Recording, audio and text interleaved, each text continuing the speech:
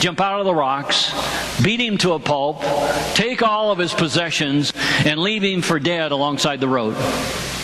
Not quite dead, just enough that he can't recognize him. And they think that they've gotten away with it. Now, maybe a couple of minutes later, a priest comes by, a pastor, a minister of the church. He comes walking along, sees the man laying over in the rocks. He may get a little bit over like this just to see if he's breathing or not, but he doesn't want to touch him. Because if I touch him, if I do anything with that body that might be dead, then I've got 14 days of a cleansing service that I got to go through. That means that I can't worship in the church, I can't go to worship, I can't go to administrative board meetings. Maybe that'd be a good thing, but I can't do anything because I've touched a dead body. And I'm sure there's going to be somebody else coming along that can take care of him. So the priest goes right on by. A little bit later, a Levite, the lay leader of the church, the head of any one of our committees, starts walking by, and he sees or she sees the man laying there on the ground. And he looks a little bit closer. Well, I think he's breathing, but I don't think there's any way I can save him.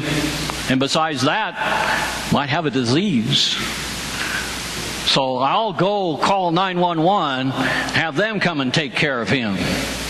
And goes on by and doesn't do anything. Now, these two people, in the eyes of the Pharisee that was asking the question, were good people. And they did it just the way they were supposed to.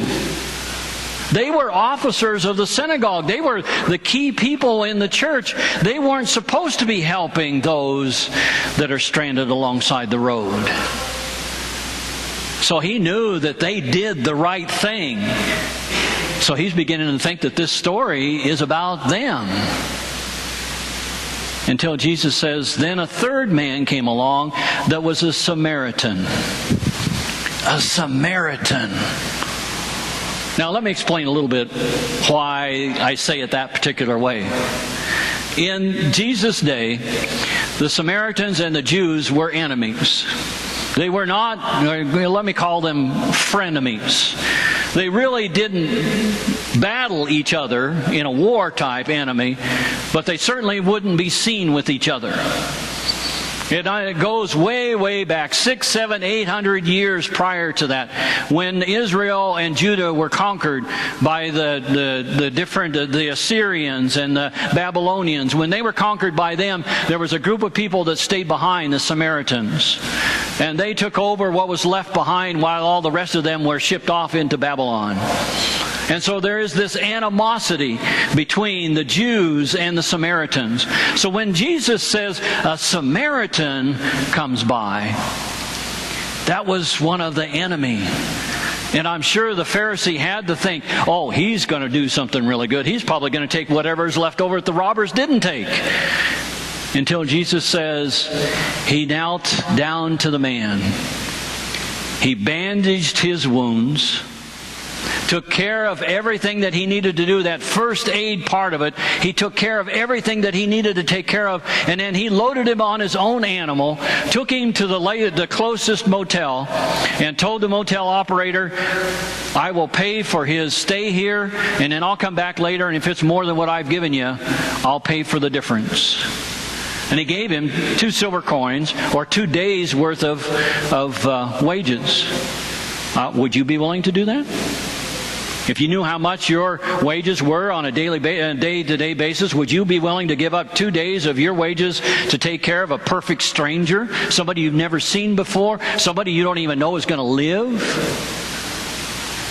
He gave from what was inside of him. Loaded him on his own animal, took him down to the motel, made sure that everything was all right. And then Jesus looks right straight at this Pharisee, at this lawyer, at this person that's asking a question and says, who was a neighbor to the man?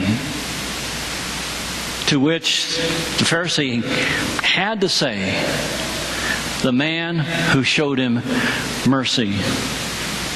He couldn't even say the Samaritan. It was so ingrained into him that it was such an enemy that he couldn't even say the word. He said, the man that showed him mercy. To which Jesus said, go and do the same. Now that's the last time that we hear about this particular Pharisee, this particular person that was challenging Jesus. But you had to think that his balloon just got deflated completely.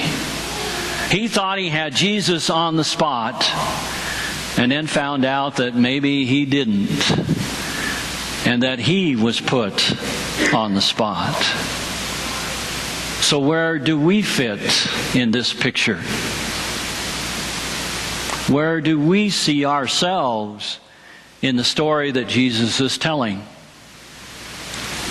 Are we the priests that don't want to get our hands dirty because we're not quite sure what that would do to our reputation, so we go on by?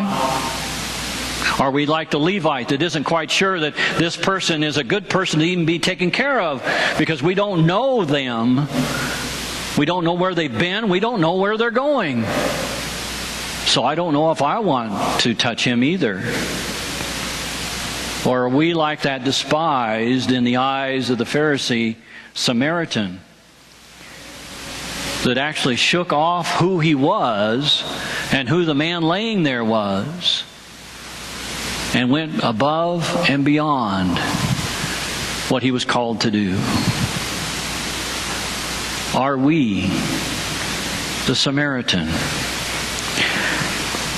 Another side of this might be, what if you were the man that fell among the robbers?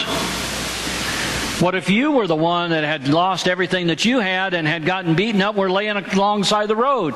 Wouldn't you want somebody to stop and take care of you? You see, there's so many sides of this story that we really need to think about. How do we handle what Jesus is trying to tell us? How do we handle this as followers of Christ? Do we put our things aside and go beyond what God has called us to do? Do we go beyond what we are supposed to do? When Jesus asked that question, the one who had mercy was the response. The lawyer who claims that he is a faithful follower of God wants to know whom he has to treat well in order to make it into heaven. And the Samaritan, who was not considered a believer, gives everything he has and walks right in.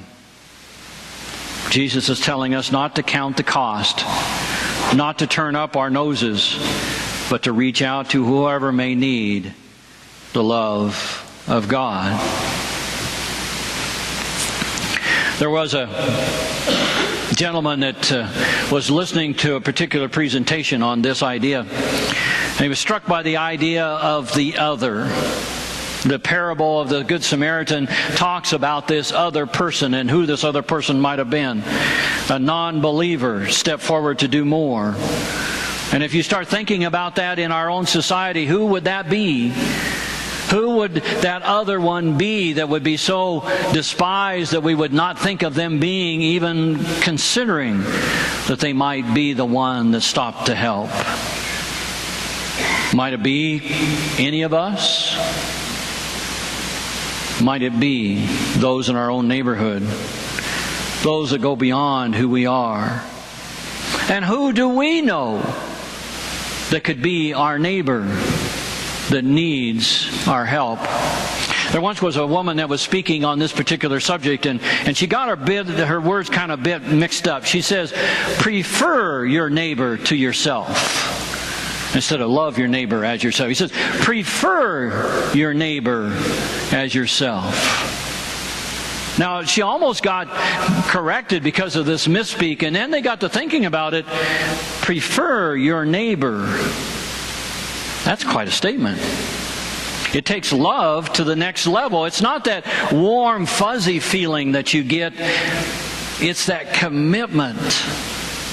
It's the love that prefers your neighbor over yourself. That would look out for the person that is considered to be the people you're not supposed to touch. That you would prefer that you would take care of them than your own self.